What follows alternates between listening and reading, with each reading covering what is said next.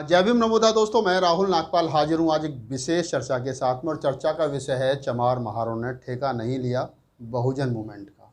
जी हाँ, आप आज बिल्कुल सही सोच रहे होगे राहुल जी, क्या जाति सूचक शब्द और जातियों का नाम लिया आपने। लेकिन मैं बिल्कुल काफ़ी दिनों से महसूस कर रहा हूँ, क्योंकि आंदोलन में हूँ, मूवमेंट में हूँ और पूरे देश भर में मूवमेंट को नज़दीक से देख रहा हूँ। तो मैं देखता हूँ कि देश भर में हम जिस बहुजन समाज बहुजन समाज बहुजन समाज जो हमने शोर मचा रखा, जो रट लगा रखी है कि बहुजन समाज का मूवमेंट है, बहुजन समाज का मूवमेंट है, ये बहुजन समाज के लोग हैं, ये बहुजन समाज के लोग हैं। तो मेरा एक बड़ा सा सवाल है, जो मुझे मेरा व्यक्तिगत अनुभव है और आप तमाम लोगों ने भी बहुजन मूवमेंट के साथ जुड़ करके देखा है, तो आप मुझे बताएं कि 6,743 जातियों में से चमार और महार के अलावा कितनी जाति बहुजन मूवमेंट के नाम पर इकट्ठा होती हैं। जबकि बहुजन मूवमेंट में 6,743 जातियों का अक्सर बड़े बड़े मंचों से जिक्र किया जाता है कि बहुजन समाज में 6,743 जातियां आती हैं। अगर मैं अकेले दलित समाज की बात कहूं तो 1167 जाति SC ST में, शेड्यूल कास्ट और शेड्यूल ट्राइब में, दोनों में 1167 जाति आती हैं। लेकिन अगर कोई जंतर मंतर पर नज़र आता है, कोई संशोधन के घेराव में नज़र आता है, कोई अधिकारों को लेकर के चिंतित है और कोई अधिकारों की बात करता है, तो उत्तर प्रदेश या उत्तर भारत का चमार और महाराष्ट्र का महार, इसके अलावा गाए बगाए थोड़े बहुत लोग हैं जो बहुजन मूवमेंट के साथ जुड़े हैं, अभी थोड़ा सा देखने को यादव आने लगा है। मेरा बड़ा प्रश्न यहाँ पर यह है कि आखिर अकेला चमार पूरे बहुजन मूवमेंट को, अकेला महार पूरे 6,743 जातियों के मूवमेंट को क्यों ढोए।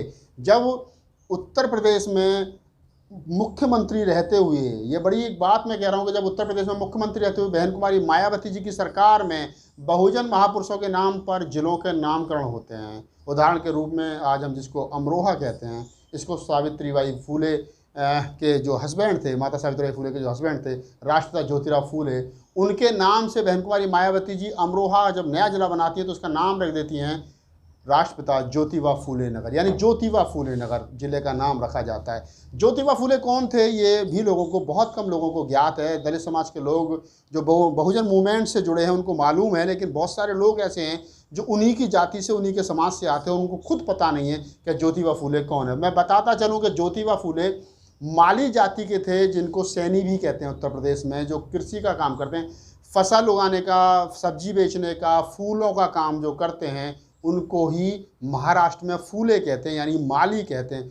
वो राष्ट्रपिता ज्योतिबा फूले जिन्होंने शिक्षा की अलग जगाई और अंग्रेजी काल में ब्राह्मणवाद का को मुंह तोड़ जवाब देते हुए अपनी बात उन्होंने अंग्रेजी काल में लोगों को समान शिक्षा का कानून पास करवाया, लोगों को, महिलाओं को और शूद्रों को समान शिक्षा की बात कही। और पहले क्रांतिकारी बाबा राष्ट्रपिता ज्योतिबा फूले थे, जिन्होंने 1948 में सर्व शिक्षा अभियान चलाया। और उसके बाद में उन्होंने 1950-1952 में पहला सूत्रों के लिए स्कूल खोला।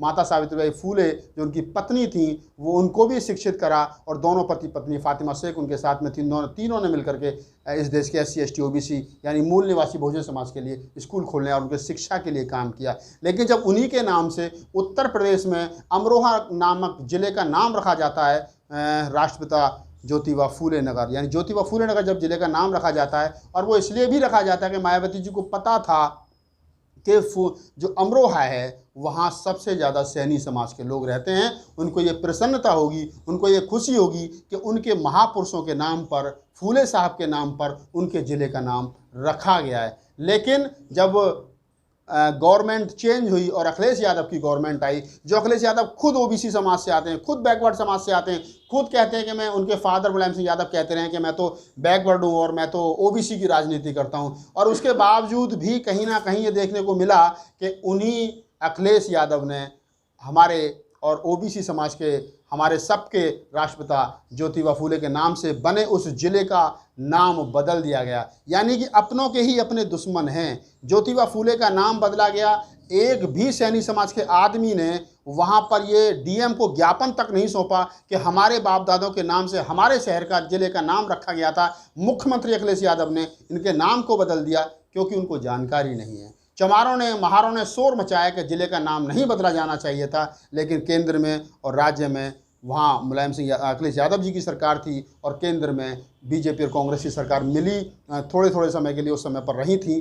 तो मैं यहाँ ये बताना चाहता हूँ कि जब तक बैकवर्ड समाज, OBC समाज खुद अपने अधिकारों को लेकर के जागरूक नहीं होगा, मुझे दुख के साथ कहना पड़ता है कि पेरियार EV रामास्वामी नायकर जो थे वो आपको मालूम है कि पाल समाज से थे, गडरिया समाज से थे, और आज गडरिया समाज ही जो है वो उनको नहीं पढ़ रहा। आप किसी गडरिया से पूछिए कि पेरियर रामास्वामी नायकर कौन थे, तो उसे पता नहीं है, उसे मालूम नहीं है, उसे जानकारी नहीं है।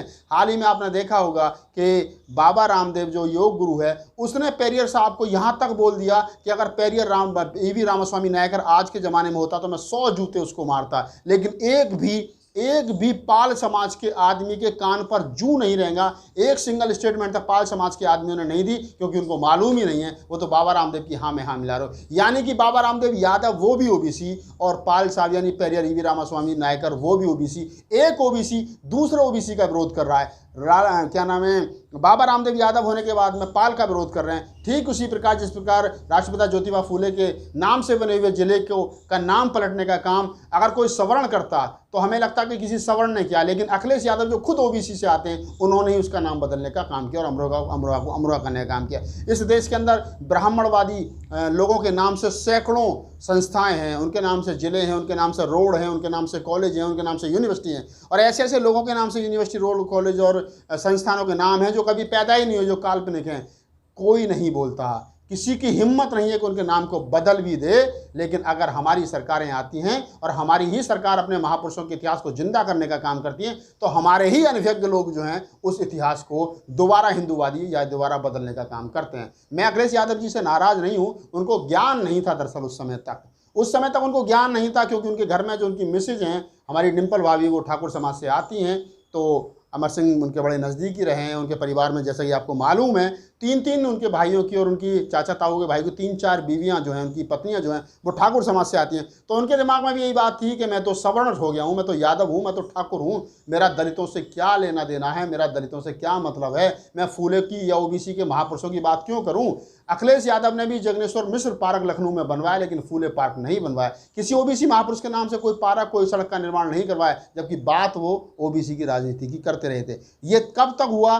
तब तक उनके दिमाग में ब्राह्मणों द्वारा बनाई हुई एक काल्पनिक जो वर्ण व्यवस्था के तहत वो फंसे हुए थे और अपने आप को उच्च मान रहे थे, क्योंकि इस देश के अंदर जाति ऐसी चीज़ है, जाति है कि जाति नहीं। हर आदमी यहाँ एक दूसरे से ऊंचा समझता है। भंगी से चमार अपना आप को ऊंचा मानता है, चमार से जाटव, जाटव से कुरिल, कुरिल से धोरे, धोरे से अहीर, अहीर से पासी, पासी से गडरिया, एक दूसरे को नीचा, नीचे से ऊपर, और ब्राह्मण सबसे अपने आप को ऊपर मानता है। और ये जो सिस्टम है, इस सिस्टम में जो फंस गया वो निकल नहीं सकता। अखिलेश यादव भी उसी सिस्टम का हिस्सा रहे, इसी कारण उन्होंने अपने ही लोगों का विरोध किया।